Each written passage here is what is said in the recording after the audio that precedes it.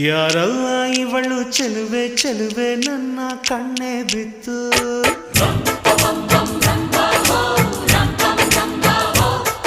ಇವಳಂದಕ್ಕೆ ಸಾಟಿ ಎಲ್ಲೂ ಇಲ್ಲ ಕಣ್ಣೆ ಸ್ವಾತಿ ಮುತ್ತು.